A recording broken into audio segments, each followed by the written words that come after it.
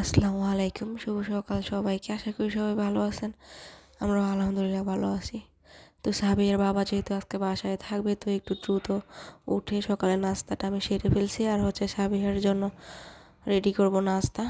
তো সব কিছু রেডি করে নিয়েছি, আর সাবিয়াকে খাওয়া দাওয়া করে রান্না করব, কেননা সাবিয়ার বাবা দুপুরে যাবে ডিউটিতে। তো আগেই রান্না বান্না করতে হবে। তো সাবির বাবা আগেই বলে রাখছিল যে আজকে বিরিয়ানি খাবে, যেন রান্না করে নেই। তো আসলে অনেক দিন পর বিরিয়ানিটা রান্না করতে যাব, কেমন যেন একটা লাগছিল, নিজের কাছে যে হবে কি না এই আর কি। কিন্তু সাহস নিয়ে চলে গেলাম রান্না করতে।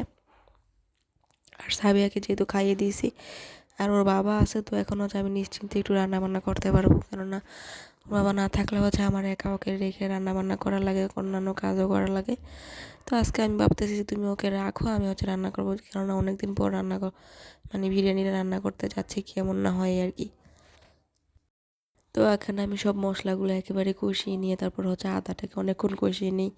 তারপর বিরিয়ানির মশলাটা দিয়ে একটু নাড়াচাড়া দিয়ে তারপর পানিটা দিই। আমি এভাবে রান্না করি, তো জানি না আর কে কীভাবে রান্না করেন, কেননা একটা রান্না তো অনেকভাবেই করা যায়, যে যেভাবে রান্না করে আর কি। তো আমি আমার মতো করে রান্না করতেছি, মানে আগে যেরকমভাবে করতাম। তো এক এক মানুষের রান্না এক এক রকম, এটা কী বলেন, যে যার যার মতো করে রান্না করে। তো আমি সবসময় আগের মশলাগুলো সব একটু ভালো করে অনেকক্ষণ একটু তেলের মধ্যে নেড়ে তারপর পানিটা দিই। তো এটা আমার কাছে ভালো লাগে এই আর কি। তো আগে যখন রান্না পারতাম না, তখন আমি গোলায় ফেলতাম। তো এভাবে নিজে নিজে করতে করতে এখন আমি অনেকটাই পারি। আসলে সব কাজ একটু ট্রাই করা লাগে এই আর কি। তো যখন না পারতাম তখন কি করতাম, ইউটিউব দেখে তারপর শিখতে হয়েছে। তো আমি এভাবে রান্না করি। আপনারা কীভাবে করেন অবশ্যই আমাকে কমেন্ট করে একটু জানাবেন। আমার মনে হয় যে এইভাবে করলে একটু ভালো হয়। আর আদাগুলো ব্লেন্ড করে একটু ফ্রিজে থাকে, তো এগুলো তেলে নেড়ে নিলে আমার মনে হয় যে এক্সট্রা যে গন্ধ থাকে ওইটা একটু চলে যায়, যেহেতু ফ্রিজে রাখি সেজন্য। তো এটা আমার চিন্তাধারা। আপনারা কোনোভাবে অন্যভাবে করতে পারলে আমাকে জানাবেন। আর যে যেভাবে ভালো লাগে আসলে সে তো সেভাবেই রান্না করবে। তো আমার এভাবে রান্না করার অভ্যস্ত, তো আমি ওভাবে রান্না করি। তো এখানে মাংসটা আমি কষাতে দিয়ে দিছি, মাংসটা হয়ে গেছে। আর এখানে আমি পোলাওটা আলাদা করে নিছি। এই আলাদা করে আগে একটু জাল করে নিব, তারপর মাংসটার সাথে একসাথে করে নিব এই আর কি। তো এখানে আমি পোলাও রান্না করতেছি, সাবি পাশে এসে ডিস্টার্ব করতেছে। ও মূলত আমার কোলে একটু ছিল, তো ওকে নিয়ে রান্না করাটা একটু কষ্টের হয়ে যায়। তো সেজন্য আস্তে ধীরে সুস্থে করা লাগে। আর এখানে যে পোলাওটা হয়ে গেছে, আর আমি মাঝখানে আমি সাবিয়াকে একটু খাইয়েও দিয়েছি, কেননা রান্না বান্নার পাশাপাশি ওর খাওয়া দাওয়াটা দেখা লাগে। তো যেহেতু ওর একটু পরপরই অসুস্থ হয়ে যায়, ওর তো অসুস্থ হওয়ার কোনো ঠিক ঠিকানা থাকে না।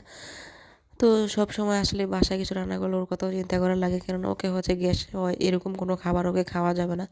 তো ওর জন্য আমার আলাদাভাবে আজকে রান্না করতে হবে। তো যাই হোক, আমরা যখন খেতে বসবো ও তো অবশ্যই আমাদের সাথে খেতে চাইবে। তো এখানে আমার বিরিয়ানি রান্নাটা শেষ হয়ে গেছে, একদম পুরোপুরি শেষ হয়ে গেছে। আর কেমন হয়েছে কালারটা, সব কিছু কেমন হয়েছে অবশ্যই বলবেন। আর সাবিয়ার বাবা কিন্তু খেয়ে বলছে অনেক মজা হয়েছে, কারণ অনেকদিন পর রান্না করছি। সাবিয়ার বাবা বলতেছে অনেক মজা হয়েছে। আর সাবিয়ার বাবা ঝাল খেতে পারে না, তো সেই জন্য একদমই আমি ঝাল দিই নেই, জাস্ট শুধু মশলাটা দিয়ে রান্না করছি। তো অনেকটা মজা করেই খাইছে। তো যাই হোক, সাবিয়াও আমাদের পাশে বসে বসে বলতেছে ও খাবে, দুষ্টামি করতেছে বাবা মেয়ে মিলে। আর সাবিয়া তো অবশ্যই খাবে। আর মুরগির মাংস দেখলে বাচ্চারা বলে যে আমিও খাবো আমিও খাবো।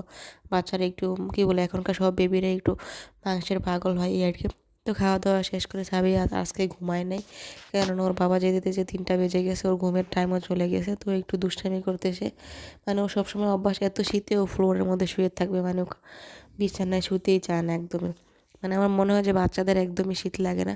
তো যাই হোক, যেহেতু এখন সাবিরের বাবা চলে আসবে, সন্তান বলছে যে চলে আসবে, কেন এখন একটু ডিউটি খুব কমই করে, আজকে হাফ ডিউটি ছিল।